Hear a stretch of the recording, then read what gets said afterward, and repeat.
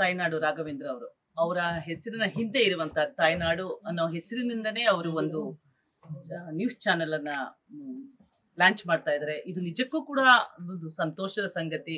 ಅವರಲ್ಲಿರುವಂತಹ ಒಂದು ಸಾಮಾಜಿಕ ಕಳಕಳಿ, ಜನರಲ್ಲಿರುವಂತಹ ಅವರಿಗೆ ಜನರ ಬಗ್ಗೆ ಇರುವಂತಹ ಒಂದು ಮನೋಭಾವ ಏನಂತಂದ್ರೆ ಬಡವರು, ದೀನದಲಿತರು, ಹಿಂದುಳಿದ ವರ್ಗದವರ ಬಗ್ಗೆ ಇರುವಂತಹ ಅವರ ಒಂದು ಏನು ಅವರನ್ನ ಸಬಲೀಕರಣ ಮಾಡಬೇಕು ಅನ್ನೋ ಒಂದು ದೂರದೃಷ್ಟಿ ಇದೆಯಲ್ಲ, ನಿಜಕ್ಕೂ ಕೂಡ ಅದೊಂದು ಒಳ್ಳೆಯ ಬೆಳವಣಿಗೆ ಅಂತ ಕೂಡ ನಾನು ಹೇಳ್ತೀನಿ.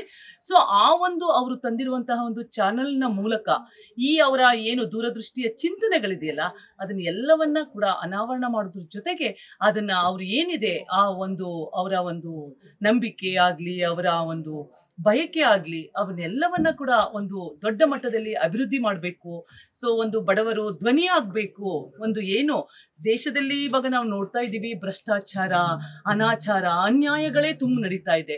ಆ ಎಲ್ಲದರ ವಿರುದ್ಧ ಒಂದು ಧ್ವನಿ ಎತ್ತದು ಅಂತಂದ್ರೆ ಮಾಧ್ಯಮಗಳ ಮೂಲಕ ಸ್ವಾತಂತ್ರ್ಯದ ಪೂರ್ವದಲ್ಲಿ ಮಾಧ್ಯಮಗಳು ಒಂದು ದೇಶಕ್ಕೆ ಇವತ್ತು ಸ್ವಾತಂತ್ರ್ಯ ಬಂದಿದೆ, ನಾವೆಲ್ಲರೂ ಕೂಡ ಇವತ್ತು ಒಂದು ಸದೃಢತೆಯಿಂದ ಬದುಕನ್ನ ಕಟ್ಕೊಂಡಿದ್ದೀವಿ ಅಂತ ಹೇಳಿದ್ರೆ ಅಲ್ಲಿ ಮಾಧ್ಯಮಗಳ ಪಾತ್ರ ತುಂಬಾ ಇತ್ತು.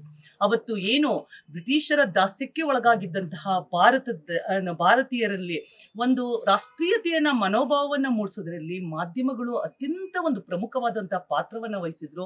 ಸೊ ಆ ಒಂದು ಅವರ ಒಂದು ಕೊಡುಗೆಯಿಂದನೇ ನಾವು ಇವತ್ತೆಲ್ಲರೂ ಕೂಡ ಸ್ವಾತಂತ್ರ್ಯತೆಯಿಂದ ಬದುಕನ್ನ ಕಟ್ಕೊಂಡಿದೀವಿ. ಸೊ ಆ ಒಂದು ಮಾಧ್ಯಮವನ್ನ ಇವರು ಆ ಮಾಧ್ಯಮ ಜಗತ್ತಿಗೆ ಕಾಲಿಡ್ತಾ ಇದ್ದಾರೆ. ನಿಜಕ್ಕೂ ಕೂಡ ಇದೊಂದು ಒಳ್ಳೆಯ ಬೆಳವಣಿಗೆ.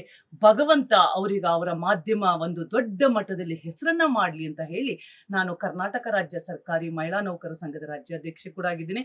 ಸೊ ನಮ್ಮ ಸಂಘದ ವತಿಯಿಂದಲೂ ಮತ್ತು ವೈಯಕ್ತಿಕವಾಗಿಯೂ ಕೂಡ ನಾನು ಅವರಿಗೆ ಶುಭವನ್ನ ಹಾರೈಸ್ತಾ ಇದ್ದೀನಿ. So congratulations sir once again.